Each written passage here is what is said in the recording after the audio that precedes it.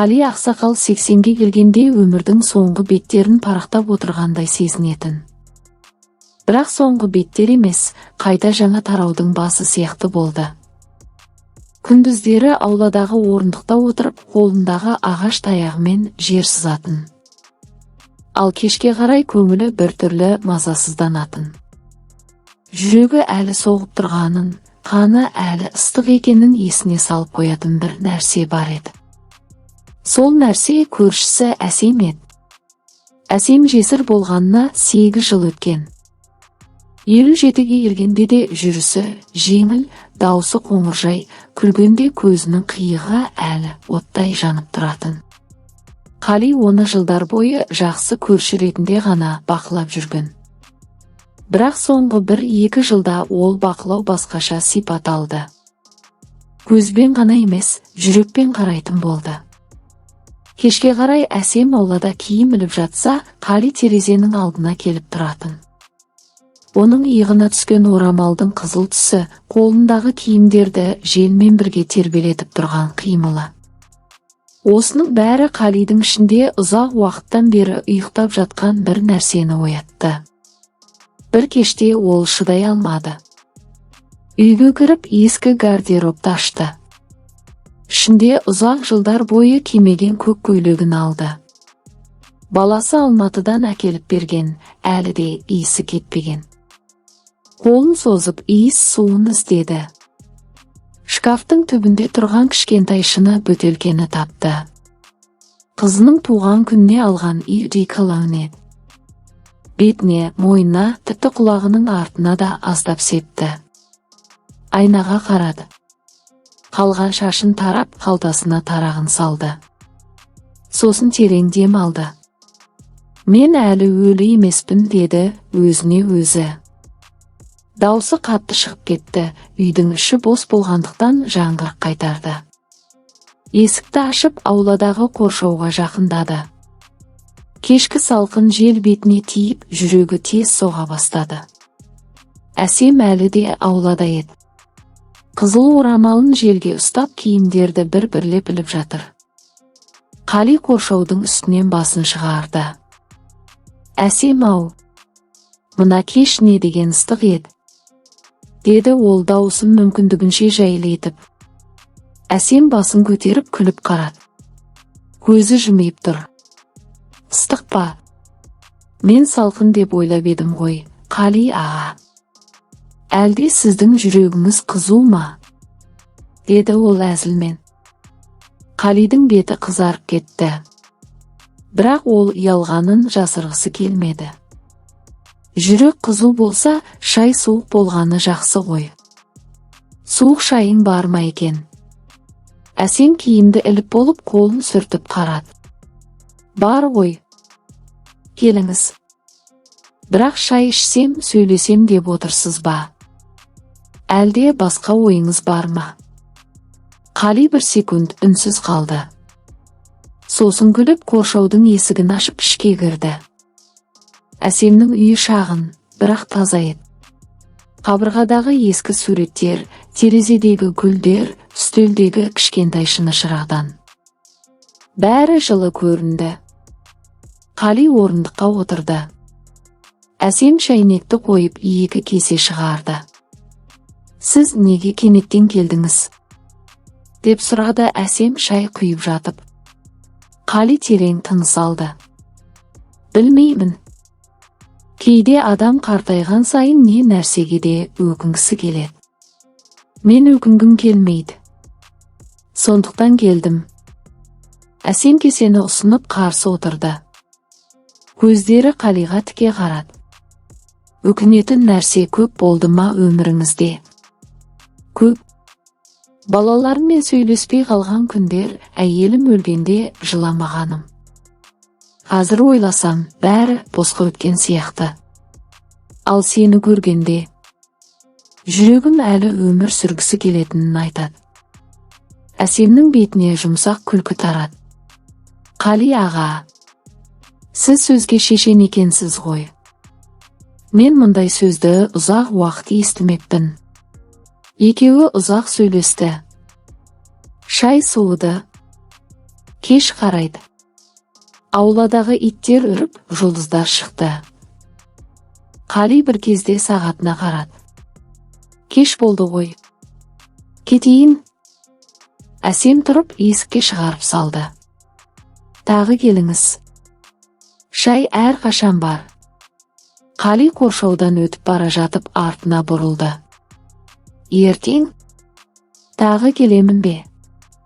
Әсем күліп басын изеді. Келіңіз. Мен күтемін.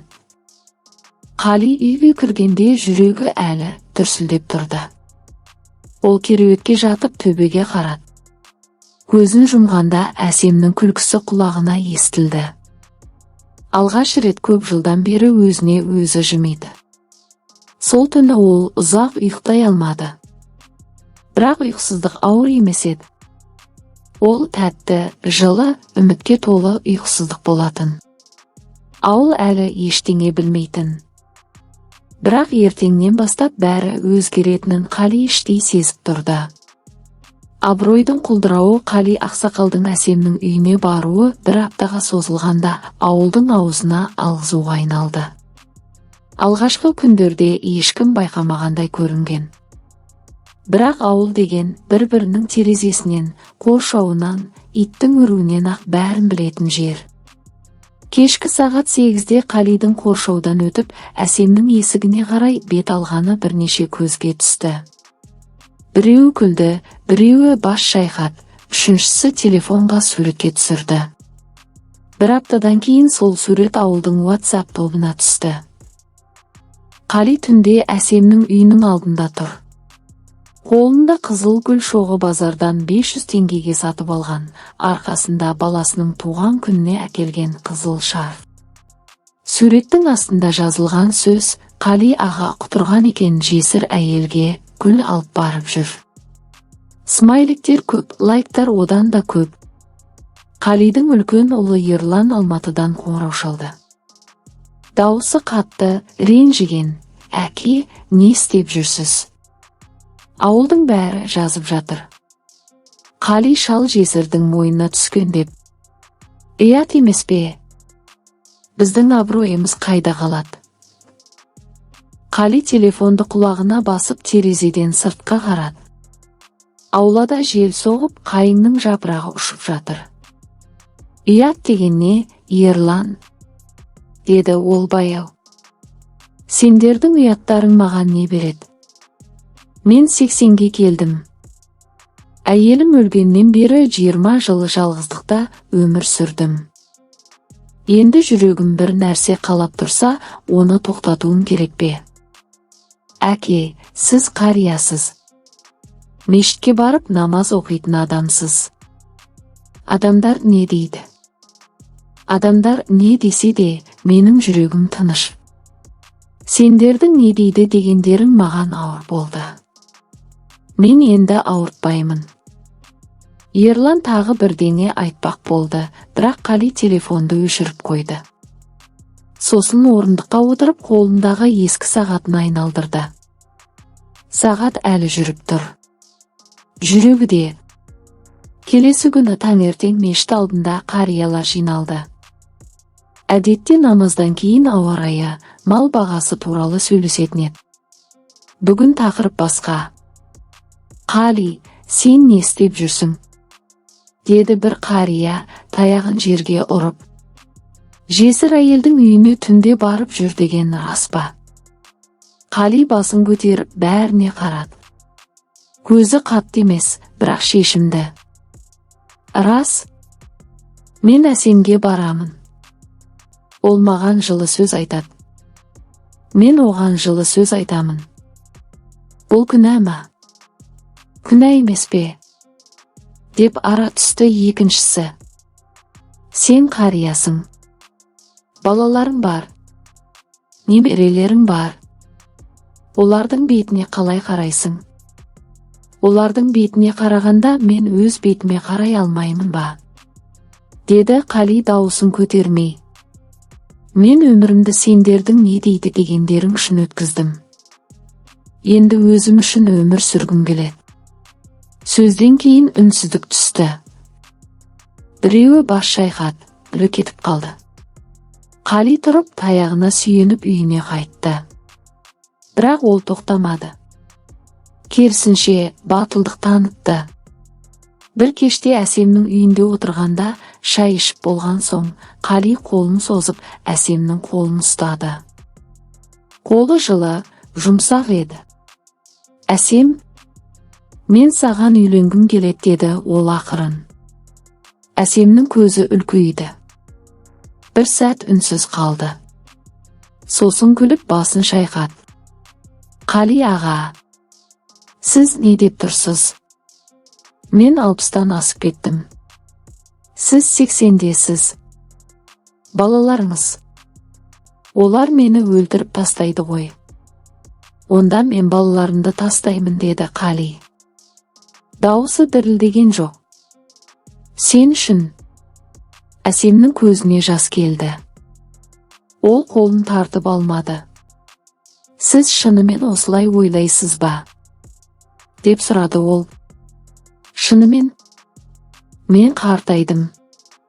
Бірақ жүрегім әлі жас. Сен менің соңғы отымсың, Әсем. Сенсіз өшіп қаламын. Әсем ұзақ үнсіз отырды. Сосын баяу басын изеді. Мен де жалғыздықтан шаршадым. Бірақ ауыл не дейді? Балаларыңыз не дейді? Олардың сөзі маған жетті. Енді менің сөзім кезегі. Сол түні Қали үйіне қайтқан жоқ. Алғаш рет Әсемнің үйінде түнеді. Екеуі бөлек төсекте жатты, бірақ қол ұстасып, таң атқанша сөйлесті. Өткен өмірлерін, өкініштерін, армандарын. Қалидың дауысы әлсіреп, бірақ жылы еді. Әсем тыңдап, кейде күліп, кейде жылады. Таңертең Қали үйіне қайтқанда, есігінде ұлы Ерлан тұр екен. Қолына сөмке, көзі қызарған. Әке, түнде қайда болдыңыз? Деді ол қатты дауыспен. Қали таяғына сүйеніп тік тұрды. Мен де болдым. Әсемде. Ерланның беті қызарып, сосын ағарып кетті. Сіз? Шынымен? Иә. Мен енді сол үйде тұрамын. Сендер қаласаңдар, келіңдер. Қаламасаңдар, кетпей-ақ қойыңдар. Ерлан сөз таппай, тек басын шайқады да машинасына мініп кетті. Қали артынан қарап тұрды. Көзінде жас жоқ. Тек жеңілдік бар еді. Ауылдың әңгімесі күшейді. Біреулері Қали шал құтырған десе, біреулері ол енді ғана өмір сүре бастады деді. Бірақ Қали екеуіне де құлақ аспады. Ол енді Әсемнің үйінен шықпайтын болды. Кешке бірге шай ішеді, күндіз бірге аулада отырады. Қалидың таяғы енді жалғыз емес, Әсемнің қолымен бірге жүреді. Бірақ әлі де алда соңғы сынақ күтіп тұрғанын екеуі де білді. Балаларының ашуы, ауылдың сөзі, қоғамның ұяты. Осының бәрі бір күні қатты соққы береді. Бірақ Қали енді қорықпайтын болды. Себебі ол өз отын тапқан еді. Қалидың балалары бір аптадан кейін қайта келді. Бұл жолы жалғыз Ерлан емес, үшеуі, үлкен ұлы, ортаншы қызы Гүлнар және кенже ұлы Бақыт. Үшеуі де машинамен бірден келіп Қалидың ескі үйінің алдына тоқтады. Есік қатты қағылды. Қали іштен шықты. Таяғына сүйеніп, бірақ арқасы түзу, көзі анық. Әке, сөйлесу керек деді Ерлан алдыңғы қатарға шығып. Дауысы бұрынғыдан да қаттырақ, бірақ дірілдеп тұр. Қали басын изеді. Кіріңдер. Шай қояйын. Шай емес, әке деді Гүлнар. Көзі қызарған, қолында телефон. Біз бәріміз жиналдық. Сіздің мына әрекетіңізді тоқтату керек. Қали есікті ашып үйге шақырды. Бірақ олар кірмеді. Сыртта аулада тұрып сөйлесті. Сіз ауылдың аузындағы сөзге айналдыңыз, деді Бақыт. Немерелеріміз мектепте әжеңнің әкесі жесір әйелмен жүрген деп мазақ етеді. Біздің атымызға кір келеді. Қали терең тыныс алды. Жел соғып, қайың жапырақтары ұшып жатыр. Мен сендердің атыңа кір келтірдім бе? Әлде сендердің абырой дегендерің маған кір келтірді ме? Мен 80-ге келдім. Өмірімнің соңғы жылдарын сендердің не дейді дегендерің үшін өткізгім келмейді. Мен әсеммен бірге болғым келеді. Ол маған жылылық береді. Сендер бермедіңдер. Гүлнардың дауысы жоғары шықты. Әке, сіз бізді тастадыңыз ғой. Анау әйел үшін балаларыңызды, немерелеріңізді.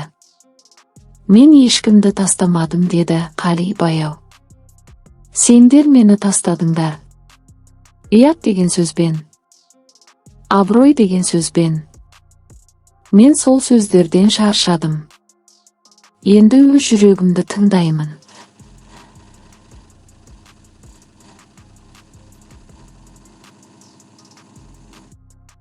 Ерлан алға бір қадам басты.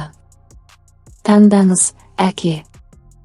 Немесе бізбен қайтасыз, үйге қайтасыз, немесе сол әйелмен қала бересіз. Бірақ онда біздің есігіміз жабық болады. Қали 1 минут үнсіз тұрды. Көзіне жас келген жоқ. Тек аузында жеңіл күлкі пайда болды. Онда жабық болсын. Мен енді әсемнің үйінде тұрамын. Сендер келсеңдер қуанамын. Келмесеңдер, өздерің білесіңдер. Сөзден кейін ауа ауырлады. Гүлнар жылады. Бақыт басын шайқады. Ерлан бірдеңе айтпақ болып, бірақ айта алмады. Үшеуі машинаға мініп кетіп қалды.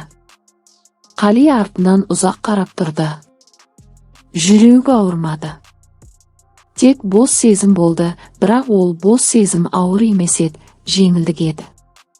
Сол күні кешке Қали сөмкесін жинады. Ескі суреттер, бірнеше көйлек, дәрі-дәрмектер, әйелінің сақинасы. Және әсемге сыйлаған алқа. Сөмкені иығына асып үйден шықты. Есікті жаппады, қажет болса кез келген адам кіре берсін. Әсемнің үйіне барғанда әсем есік алдында тұр екен. Қолына шай құйылған кесе ұстап күтіп тұр. Келдіңіз бе? Деді ол ақырын. Келдім. Енді қайтып кетпеймін. Әсем күліп қолын созды. Қали оның қолынан ұстады. Екеуі үйге кірді. Келесі күндері ауылдың әңгімесі бәсеңдеді. Біреулері әлі сөйледі, біреулері ұмытты. Қали мен әсем ауылдың шетіндегі ескі, бірақ жайлы үйге көшіп кетті. Ол үйді әсемнің күйеуі өзі салған, бірақ соңғы жылдары бос тұрған еді. Енді ол үйде шам жанып күлкі естілді. Күнде кешке екеуі аулада отыратын. Қали таяғына сүйеніп әсемнің иығына басын қоятын. Әсем оның қалған шашын сипап әңгіме айтатын. Кейде екеуі ескі әндерді бірге айтатын, дауыстары қартайған, бірақ әлі де әуенді. Бір күні ауылдан бір топ бала велосипедпен өтіп бара жатып, оларды көрді. Әй, мына шал мен кемпір ғашық екен ғой, деді біреуі күліп. Қали естіп қалды. Бірақ ренжіген жоқ. Тек күлді. Иә, ғашықпыз, деді ол балаларға қарап. Қартайғанда да ғашық болуға болады.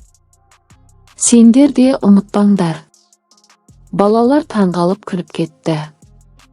Уақыт өте келе Қалидің балалары бір-бірлеп келуге бастады. Алғашқыда тек қарап шығатын. Сосын шай ішетін. Кейін әңгімелесетін. Гүлнар бір күні немересін әкелді. Қали немересін құшақтап көзіне жас алды, бірақ ол жас қуаныштың жасы еді. Әсем мен Қалидің өмірі қарапайым болды.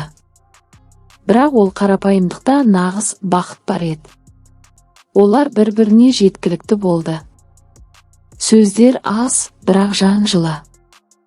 Бір қысқы кеште, пештің алдында отырып, Қали Әсемге қарап, «Мен өлсем, сен не істейсің?» деп сұрады. Әсем күліп, «Сен өлмейсің. Сен менің отымсың. От сөніп қалмайды» деді. Қали басын изеді. «Рас, мен сөніп қалмаймын. Себебі сен барсың».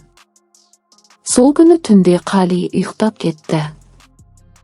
Әсем оның қолынан ұстап отырды. Таң атқанда Қали оянбады. Бірақ бетінде тыныш күлкі бар еді. Жүрегі тыныш тоқтады, өйткені ол өз отын тауып, сол отта жылынып үлгерген еді.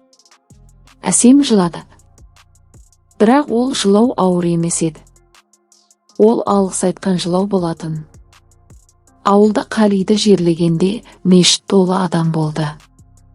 Балалары, немерелері, көршілері. Және Әсем. Ол қара киім киген жоқ.